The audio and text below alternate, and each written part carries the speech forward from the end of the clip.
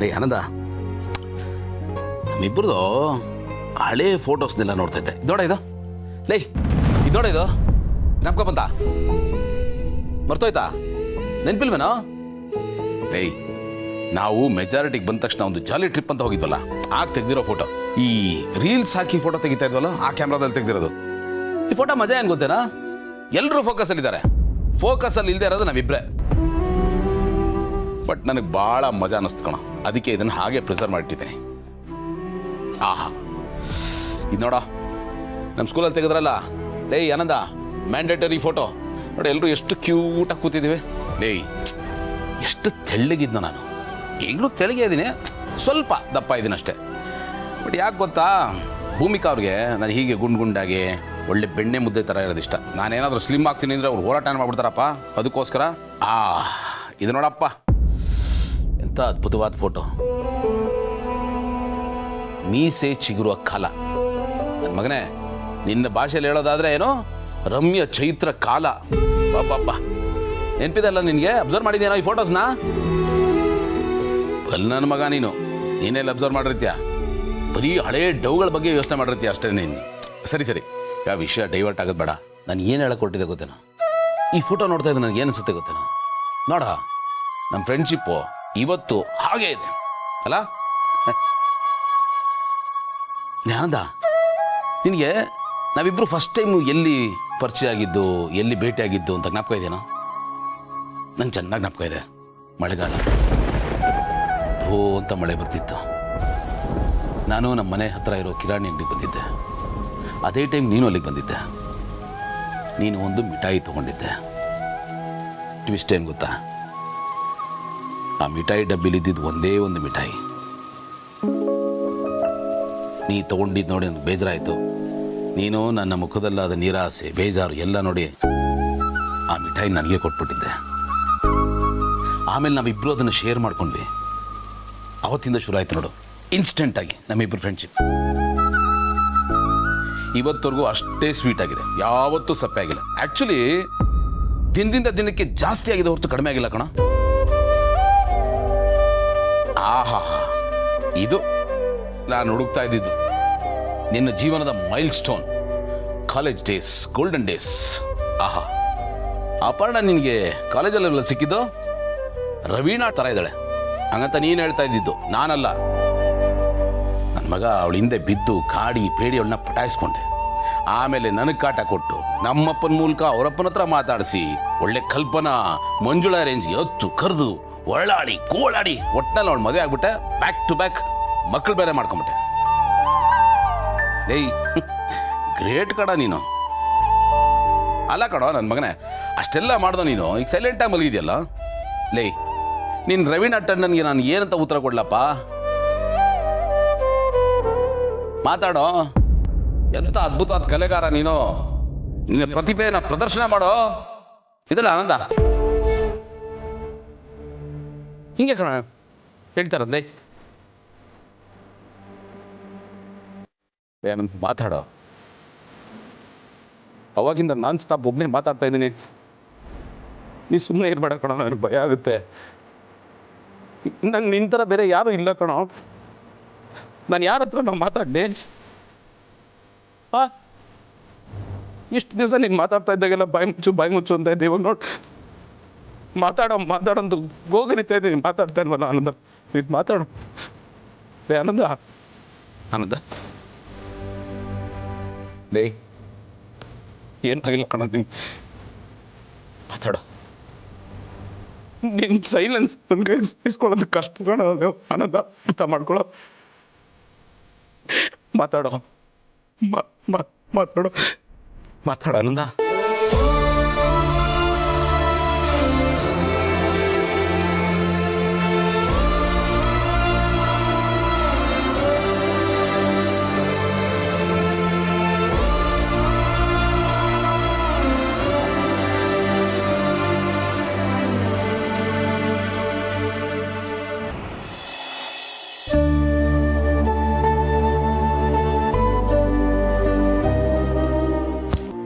ಎಷ್ಟು ವಿಚಿತ್ರ ಅಲ್ವಾ?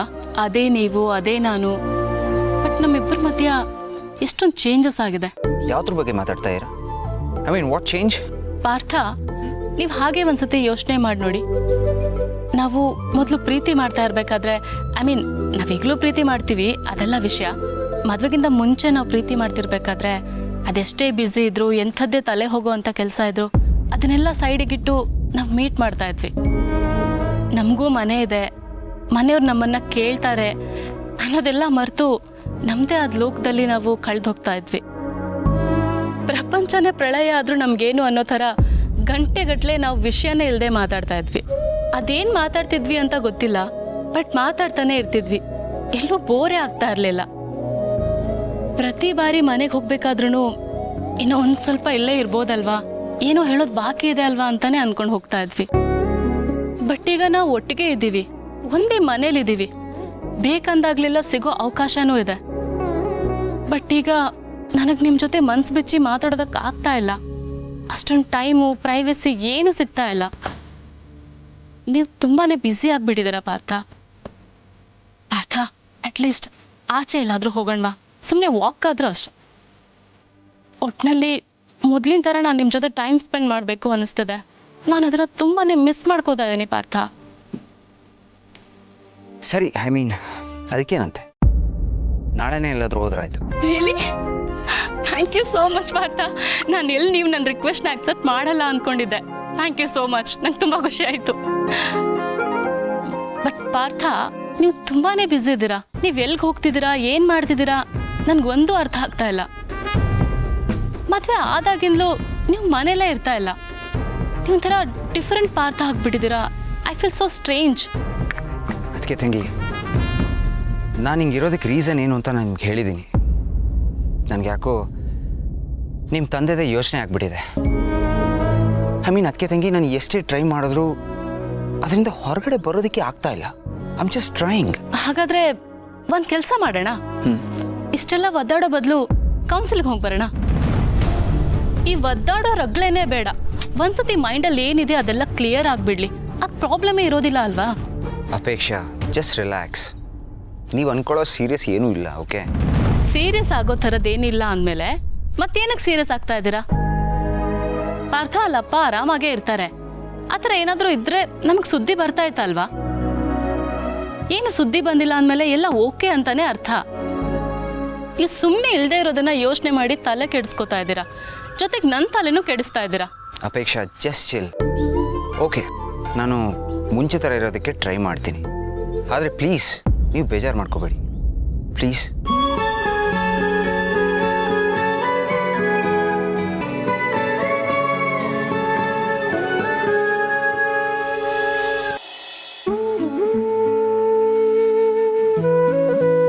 ಸಮಾಧಾನ ಮಾಡ್ಕೊಳ್ಳಿ, ಎಲ್ಲ ಸರಿ ಹೋಗುತ್ತೆ. ಭೂಮಿಕಾ, ಮಕ್ಕಳನ್ನ ಎಲ್ಲ ಕರೆಸ್ಲಾ? ಬೇಡ ಅಪ್ಪಣ್ಣ ಅವರೇ, ಮಕ್ಳಿಲ್ಲಿ ಬರೋದು ಬೇಡ. ಅವ್ರ ಆನಂದ್ ಅವ್ರನ್ನ ಈ ಸ್ಥಿತಿಯಲ್ಲಿ ನೋಡೋದು ಬೇಡ. ಅವ್ರು ತಮ್ಮ ಅಪ್ಪನ್ನ ಈ ರೀತಿ ಯಾವತ್ತೂ ನೋಡಿದವರೇ ಅಲ್ಲ. ಮಕ್ಕಳು ಆನಂದ್ ಅವ್ರನ್ನ ಈ ರೀತಿ ನೋಡಿದ್ರೆ ಅವ್ರ ಮನ್ಸ ಮೇಲೆ ತುಂಬಾ ಎಫೆಕ್ಟ್ ಆಗುತ್ತೆ. ಇದು ಯಾವುದೂ ಅವ್ರವ್ರಿಗೂ ಹೋಗೋದು ಬೇಡ. ಅದೇನೇ ಇದ್ರೂ ನಾವು ನೋಡ್ಕೊಳ್ಳೋಣ. ಅಪ್ಪ ಅವರು ಅಪ್ಪ ಎಲ್ಲಿ ಅಂತ ಕೇಳಿದ್ರೆ ನಾನು ಏನು ಹೇಳಲಿ? ಅವ್ರಿಗೂ ಅಪ್ಪನ್ನ ನೋಡಬೇಕು ಅಂತ ಆಸೆ ಇರುತ್ತಲ್ವ? ಆನಂದ್ ಅವ್ರಿಗೆ ಪ್ರಜ್ಞೆ ಬರಲಿ. ಅವ್ರು ಸ್ವಲ್ಪ ಚೇತಾರಿಸ್ಕೊಂಡ್ಮೇಲೆ ಬೇಕಿದ್ರೆ ಮಕ್ಕಳನ್ನ ಕರ್ಕೊಂಡು ಬರೋಣ. ಅಲ್ಲಿವರೆಗೂ ಆನಂದ್ ಅವರು ಯಾವುದೋ ಒಂದು ಕೆಲಸದ ವಿಷಯದಲ್ಲಿ ಹೊರಗೆ ಹೋಗಿದ್ದಾರೆ, ಹಾಗೆ ಏನೋ ಅಂತ ಹೇಳಿ ಮ್ಯಾನೇಜ್ ಮಾಡ್ಬೋದಲ್ವಾ? ನೋಡಿ, ಮಕ್ಕಳಿಗೆ ಸ್ವಲ್ಪ ದಿನ ತಂದೆ ಇಲ್ಲದೆ ಇದ್ರೂ ನಡೆದು ಹೋಗುತ್ತೆ. ಆದರೆ ಅಮ್ಮ ಇಲ್ಲ ಅಂದರೆ ತುಂಬಾ ಕಷ್ಟ ಆಗುತ್ತೆ. ನಾನು ಹೇಳ್ತಿರೋದು ನಿಮಗೆ ಅರ್ಥ ಆಗುತ್ತೆ ಅಂತ ಅನ್ಕೋತೀನಿ. ಪಾಪ ಅವ್ರಿಗೆ ಹೇಳಿದ್ರೆ ಅರ್ಥ ಮಾಡ್ಕೋತಾರೆ. ನೀವು ಬನ್ನಿ, ಒಂದು ತುತ್ತು ಊಟ ಮಾಡಿ. ನೀವಾಗ್ಲಿಂದ ಏನೂ ತಿಂದಿಲ್ಲ. ಇಲ್ಲ ಭೂಮಿಕಾ, ನನಗೇನು ಬೇಡ. ನಾನು ಅವನ ಹತ್ರ ಯಾವಾಗಲೂ ಜಗಳ ಮಾಡಿಕೊಂಡು ಕಿತ್ತಾಡ್ಕೊಂಡು ರೇಗಿಸ್ಕೊಂಡಿರ್ತಿದ್ದೆ. ಅವನ್ನ ಈ ಪರಿಸ್ಥಿತಿಯಲ್ಲಿ ನನ್ನಿಂದ ನೋಡೋಕ್ಕಾಗ್ತಿಲ್ಲ. ಅವನು ಯಾವಾಗ ಮತ್ತೆ ಮಾಮೂಲಾಗಿ ಓಡಾಡ್ಕೊಂಡಿರ್ತಾನೋ ಅಂತ ಕಾಯ್ತಾ ಇದ್ದೀನಿ. ಸಮಾಧಾನ ಮಾಡ್ಕೊಳ್ಳಿ ಪ್ಲೀಸ್. ಮಕ್ಕಳ ಮುಖ ನೋಡ್ಕೊಂಡು ಧೈರ್ಯ ತಂದ್ಕೊಳ್ಳಿ. ಮನೆಯಿಂದ ಆಚೆ ಹೋಗ್ತಾ ಚೆನ್ನಾಗೇ ಇದ್ದ, ಖುಷಿಯಾಗಿ ಹೋದ. ಆಚೆ ನೋಡಿದ್ರೆ ಸಮಾಧಾನ ಮಾಡ್ಕೊಳ್ಳಿ ಪ್ಲೀಸ್, ಸಮಾಧಾನ ಮಾಡ್ಕೊಳ್ಳಿ. ಡಾಕ್ಟರ್ ಹೇಳಿದ್ರಲ್ಲ ಅವ್ರಿಗೇನೂ ಆಗಲ್ಲ, ಅವ್ರು 100% ಸರಿ ಹೋಗ್ತಾರೆ ಅಂತ. ದೇವರು ಒಳ್ಳೆಯವ್ರ ಕೈ ಯಾವತ್ತೂ ಬಿಡಲ್ಲ. ನೀವು ಆ ದೇವ್ರು ನಂಬಿ ಧೈರ್ಯ ತಂದ್ಕೊಳ್ಳಿ.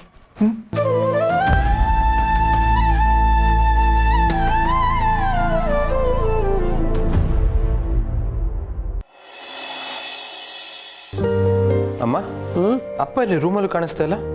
ಬೆಳಗ್ಗೆಯಿಂದ ಕಾಣ್ತಿಲ್ಲ ಕಣ. ವಾಕಿಂಗ್ ಹೋಗಿ ಇಷ್ಟೊತ್ತಿಗೆ ವಾಪಸ್ ಬರಬೇಕಿತ್ತು. ಅವ್ರ ಫ್ರೆಂಡ್ಸ್ ಮನೆಗೆ ಏನಾದರೂ ಹೋಗಿದಾರ? ಒಂಚೂರು ಫೋನ್ ಮಾಡಿ ನೋಡು.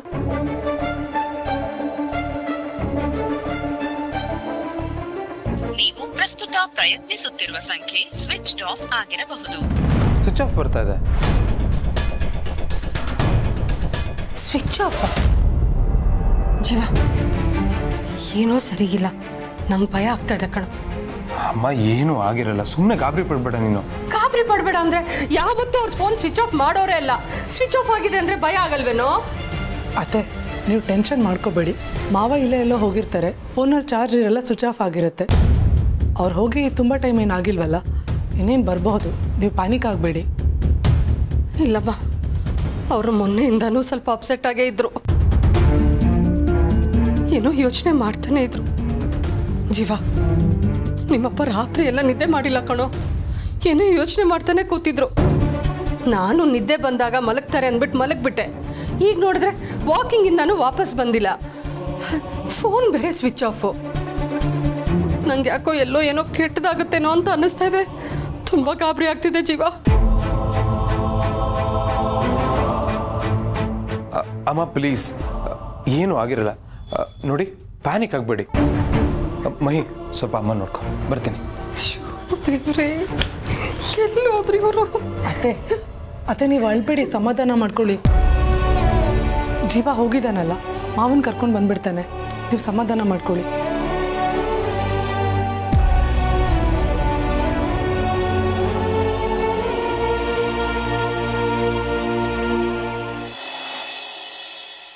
ಸಿಸ್ಟರ್, ತಂಡಕೂ ನೀನು ಯಾಕೆ ಟೆನ್ಷನಲ್ಲಿದ್ದೀಯಾ? ನಿನ್ನ ಮುಖಾರವಿಂದ ಯಾಕೆ ಬಳಲಿದೆ ಅನ್ನೋದು ನನಗೆ ಗೊತ್ತು.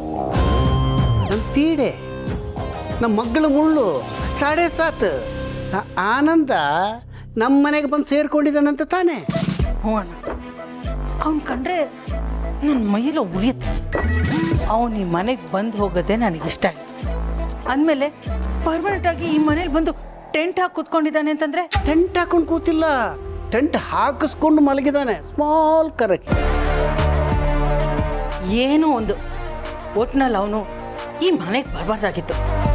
ಅವನು ಯಾವಾಗ ವಾಸಿ ಆಗ್ತಾನೋ ಇಲ್ವೋ ಒಂದು ಗೊತ್ತಾಗ್ತಾ ಇಲ್ಲ ಅಣ್ಣ. ಅಲ್ಲ ಅಣ್ಣ, ಅವನ ಎಚ್ಚರ ಆಗೋವರೆಗೂ ಆ ಹಿಂಸೆನ ನಾವು ತಡ್ಕೊಂಡಿರ್ಬೇಕಾ? ಇದೆಲ್ಲ ನೆನೆಸ್ಕೊಂಡ್ರೆ ನಾನೇ ನನ್ನ ಮೈನ ಪರ್ಚ್ಕೊಳ್ಳೋಣ ಅಂತ ಅನಿಸ್ತು. ಮೈ ಪರ್ಚ್ಕೋಬೇಡ, ಸ್ಯಾಪ್ಟಿಕ್ ಹೋಗ್ಬಿಡುತ್ತೆ. ಈ ಉಗುರಿದೆಯಲ್ಲ ಸಿಕ್ಕಾಬಟ್ಟೆ ನಂಜು. ಸುಮ್ಮನೆ ಇರ್ತೀಯಾ? ನನ್ನ ಟೆನ್ಷನ್ ನನಗೆ. ಅಲ್ಲ, ನಾನೇನು ಹೇಳಿದ್ರೆ ನೀನು ಬೇರೆ ಏನೋ ಹೇಳ್ತೀಯಲ್ಲಣ್ಣ. ಸಾರಿ ಸಿಸ್ಟರ್, ನೀನು ಆರಾಮಾಗಿರು. ಇದೆಲ್ಲ ಆರಂಭದಲ್ಲಿ ತೋರಿಸುವ ಉತ್ಸಾಹ ಅಷ್ಟೇ. ಅಕಸ್ಮಾತ್ ಆನಂದ ಎದ್ದೇಳಲೇ ಇಲ್ಲ ಅಂತ ತಿಳ್ಕೊ, ಗೌತಮ್ ಏನು ಪರ್ಮನೆಂಟಾಗಿ ಮನೇಲಿ ಇಟ್ಕೋತಾನೆ ಅಂತ ತಿಳ್ಕೊಂಡಿದ್ಯಾ? ಎಲ್ಲ ಅನುಕಂಪಕ್ಕೂ ಮಮಕಾರಕ್ಕೂ ದಯಾದಾಕ್ಷಿಣ್ಯಕ್ಕೂ ಒಂದು ಎಕ್ಸ್ಪೈರಿ ಡೇಟ್ ಅಂತ ಇರುತ್ತೆ ಸಿಸ್ಟರ್. ಅದಾದಮೇಲೆ ನಮ್ಮ ಗೌತಮ ತಾಳ್ಮೆ ಕಳ್ಕೊಂಡು ಆನಂದನ್ನ ಮನೆಗೆ ಕೊರಿಯರ್ ಮಾಡ್ತಾನೆ, ಅಥವಾ ಹಾಸ್ಪಿಟ್ಲಿಗೆ ಅಡ್ಮಿಟ್ ಮಾಡಿ ತನ್ನ ಜವಾಬ್ದಾರಿ ಮುಗಿಯಿತು ಅಂತ ಕೈ ತೊಳ್ಕೊತಾನೆ ಸಿಸ್ಟರ್. ಆಗಾಗ ಆಸ್ಪತ್ರೆಗೆ ಹೋಗಿ ಅವನ ಮುಂದೆ ನಿಂತು ಅನುಕಂಪದಿಂದ 2 ಹನಿ ಕಣ್ಣೀರು ಸುರಿಸುವನು, ಮತ್ತೆ ವಾಪಸ್ ಬರ್ತಾನೆ. ಅಷ್ಟೇ ಆಗೋದು ಸಿಸ್ಟರ್. ಡೋಂಟ್ ವರಿ, ತಲೆನೇ ಕೆಡ್ಸ್ಕೋಬೇಡ. ಹಾಗಂತೆ ಅಣ್ಣ? ಹ್ಞೂ ಸಿಸ್ಟರ್, ನಿಂಗೇನು ಕಾಮನ್ ಸೆನ್ಸ್ ಇಲ್ವಾ? ಇದೆ ಅದು ಮಾತಿನ ಭರಾಟೆಯಲ್ಲಿ ಹೇಳ್ದೆ ಅಷ್ಟೇ. ನೀನು ಕಾಮನ್ ಸೆನ್ಸ್ ಯೂಸ್ ಮಾಡ್ಕೊಂಡು ಸ್ವಲ್ಪ ಯೋಚನೆ ಮಾಡು. ಗೌತಮ್ಗಿರೋ ಬಿಸ್ನೆಸ್ಗೆ, ಅವನಿಗಿರೋ ಕೆಲಸದ ಒತ್ತಡದಲ್ಲಿ ಈ ಆನಂದನ ನೋಡ್ಕೊಳ್ಳೋಕ್ಕೆ ಟೈಮಲ್ಲಿ ಸಿಗುತ್ತೆ ಸಿಸ್ಟರ್. ಅಲ್ಲ, ಅಷ್ಟು ಪೇಷನ್ಸ್ ಅನ್ನೋದು ಇಲ್ಲಿ ಉಳಿದಿರುತ್ತೆ ಇಷ್ಟೇ. ಈ ಆರೈಕೆ ಮಾಡುವಂಥ ಸಂಭ್ರಮ ಕೆಲವು ದಿನಗಳಷ್ಟೇ. ಆಮೇಲೆ ನಾನು ಹೇಳ್ದಂಗೆ ಆಗೋದು. ನಮ್ಮ ಆನಂದ ಪರ್ಮನೆಂಟಾಗಿ ಹಾಸ್ಪಿಟ್ಲ್ ಪಾಲಾಗೋದು ಗ್ಯಾರಂಟಿ. ಇಷ್ಟೇ. ನಾನು ಪರಿಚಯದ ಡಾಕ್ಟರ್ ಹತ್ರ ವಿಚಾರಿಸಿದ್ದೀನಿ, ಏನೇ ಮಾಡಿದ್ರು ಅವನು ಸರಿ ಹೋಗಲ್ಲಂತ ಸಿಸ್ಟರ್. ಅವನ ಭವಿಷ್ಯವೇ ಇಲ್ಲ ಅಂತ ಹೇಳಿದ್ರು. ಎಲ್ಲ ಡೋರ್ ಕ್ಲೋಸ್, ಪಕ್ಕಾ ಗಾನ್ ಕೇಸ್ ಸಿಸ್ಟರ್ ಇದು. ನೀನು ಕಣ್ಣು ತುಂಬ ನಿದ್ದೆ ಮಾಡಿಕೊಂಡು ಹೊಟ್ಟೆ ತುಂಬ ಊಟ ಮಾಡಿಕೊಂಡು ನಿಶ್ಚಿಂತೆಯಿಂದಿರಬಹುದು. ಅಷ್ಟಾದರೆ ಸಾಕಣ್ಣ. ನೀನು ಹೇಳೋ ಥರ ಏನಾದರೂ ಆದರೆ ನಾನು ನಿನಗೆ ಪಾರ್ಟಿ ಕೊಡ್ತೀನಿ. ಅಂತಿಂಥ ಪಾರ್ಟಿ ಅಲ್ಲ, ಗ್ರ್ಯಾಂಡ್ ಪಾರ್ಟಿ ಕೊಡ್ತೀನಿ. ಸಿಸ್ಟರ್, ನೀನು ಕೇವಲ ಸಿಸ್ಟರ್ ಅಲ್ಲ ಸಿಸ್ಟರ್, ನನ್ನ ಪಾಲಿನ ದೇವ್ರ ಥರ ಏನು ದೇವ್ರೇ.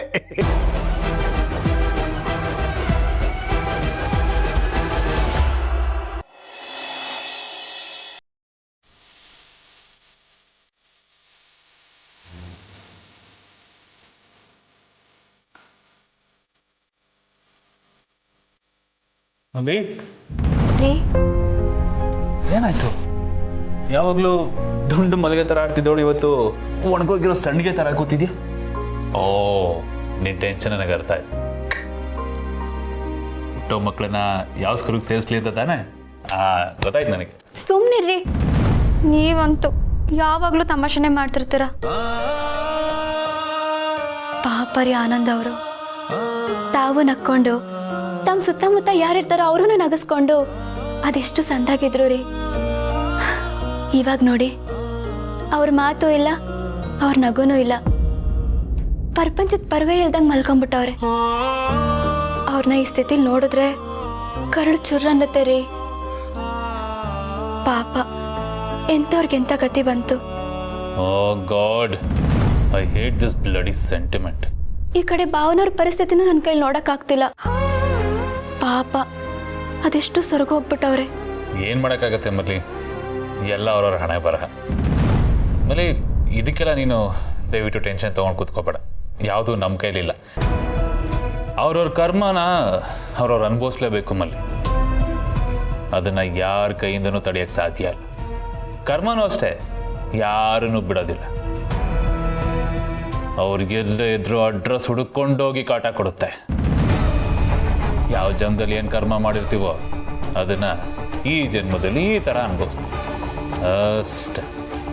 ರೀ, ಯಾಕೆ ಹಿಂಗೆ ಮಾತಾಡ್ತಿದ್ದೀರಲ್ಲ ನೀವು? ಏನು ಮಾತಾಡ್ದೆ ಮಲ್ಲಿ? ಜಸ್ಟ್ ಕ್ಯಾಶುವಲ್ ಆಗಿ ಹೇಳಿದೆ ಅಷ್ಟೇ. ಅವ್ರಿಗೇನು ಆಗಲ್ಲ, ಆನಂದ್ ಏನೂ ಆಗಲ್ಲ, ನೀನು ಟೆನ್ಷನ್ ತೊಗೊಬೇಡ. ರೀ, ಆದರೂ ಹಿಂಗೆಲ್ಲ ಮಾತಾಡಬೇಡಿ. ಕಿವಿ ಕೇಳಕ್ಕೊಂಥರ ಕಷ್ಟ ಆಯ್ತದೆ. ಅಯ್ಯೋ ದೇವ್ರೆ, ಇವ್ರ ಜೊತೆ ಹುಷಾರಾಗಿರ್ಬೇಕು.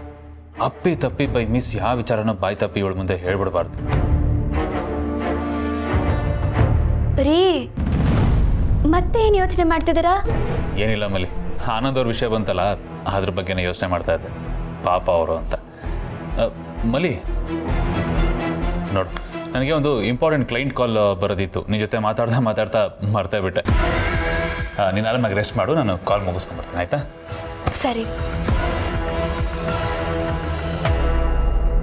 ಯಾವ ಜನ್ಮದಲ್ಲಿ ಅದೇನು ಪುಣ್ಯ ಮಾಡಿದ್ನೋ ಏನೋ, ಈ ಜನ್ಮದಾಗೆ ಇವ್ರು ನನಗೆ ಗಂಡನಾಗಿ ಸಿಕ್ಕವ್ರೆ. ಇವ್ರು ನನ್ನ ಎಷ್ಟು ಪ್ರೀತಿಸ್ತಾರೆ, ನಾನು ಎಷ್ಟು ಅದೃಷ್ಟವಂತ ಅಂತ ಅನಿಸ್ತೈತೆ.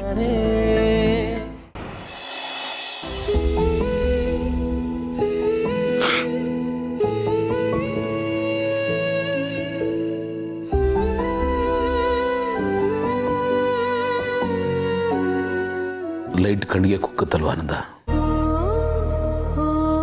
ನಿನಗೆ ಲೈಟ್ ಅಂದರೆ ಆಗಲ್ಲ, ನನಗೆ ಲೈಟ್ ಇಲ್ಲ ಅಂದರೆ ಆಗಲ್ಲ.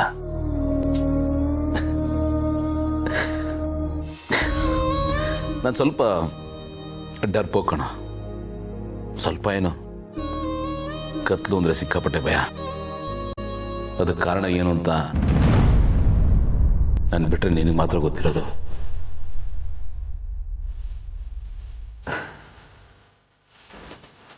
ಅದು ಹಾಗೆ, ಚಿಕ್ಕ ವಯಸ್ಸಿನಲ್ಲಿ ಮನಸ್ಸಿಗಾದ ಗಾಯ ಬಹಳ ಕಾಡುವಾಗಿರುತ್ತೆ. ನಾವು ಎಷ್ಟೇ ಬೆಳೆದು ಏನೇ ದೊಡ್ಡವರಾಗಿದ್ರು ಅದು ನಮ್ಮನ್ನು ಬಿಟ್ಟು ಬಿಡ್ದಾಗ ಕಾಡುತ್ತೆ. ಚೈಲ್ಡ್ಹುಡ್ ಡ್ರಾಮಾ ಅಂಥದ್ದೊಂದು ಪರಿಣಾಮ ಬೀರುತ್ತೆ. ಪ್ರೀತಿನ ಉಂಡು ಬೆಳೆಯೋ ಮಕ್ಕಳಿಗೂ ನೋವನ್ನು ಉಂಡು ಬೆಳೆಯೋ ಮಕ್ಕಳಿಗೂ ಬಹಳ ವ್ಯತ್ಯಾಸ ಇರುತ್ತೆ. ಅವ್ರ ಪ್ರಪಂಚನ ನೋಡೋ ರೀತಿನೇ ಬೇರೆ ಥರ ಇರುತ್ತೆ.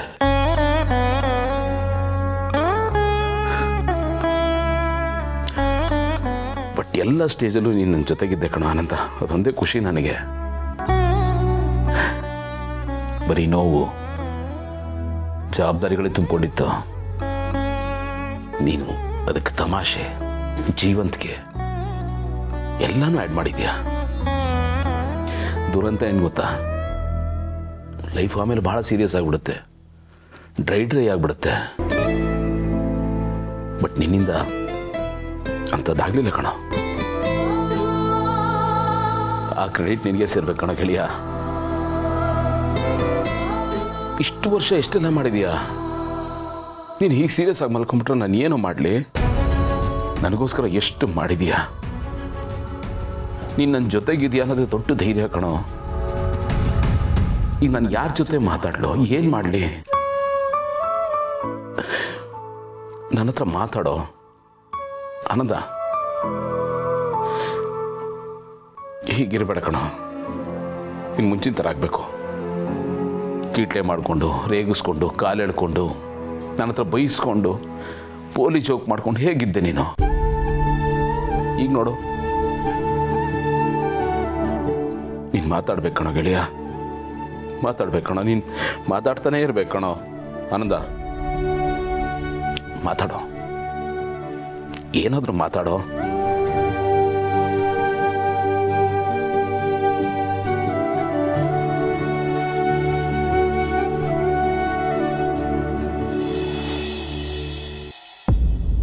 ಅಕ್ಕ ಬಾಪೆ ಕುತ್ಕೋ.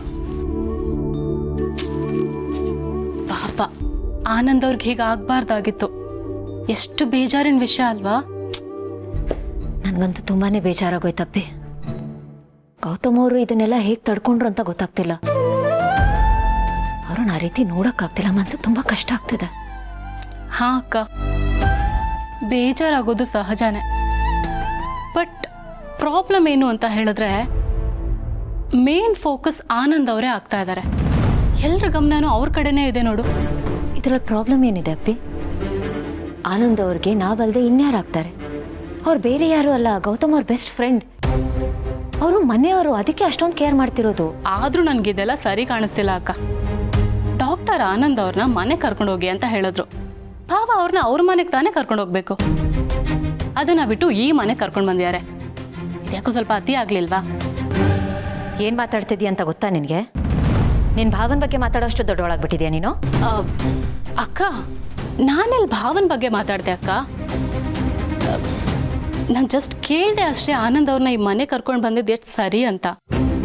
ಅದರಿಂದ ನಿನಗೆ, ಈ ಮನೆಯವ್ರಿಗೆ ತೊಂದರೆ ಅಲ್ವಾ, ಸುಮ್ಮನೆ ನಿಮಗೆಲ್ಲ ಬರ್ಡನ್ ಅಲ್ವಾ ಅಂತ ಹೇಳಿದೆ ಅಷ್ಟೆ. ನನಗೆ ಯಾವ ತೊಂದರೆನೂ ಇಲ್ಲ ಅಪ್ಪಿ. ಆನಂದ್ ಅವರು ನನ್ನ ಮೈದ್ನ ಅಂದ್ರೂ ತಪ್ಪಿಲ್ಲ.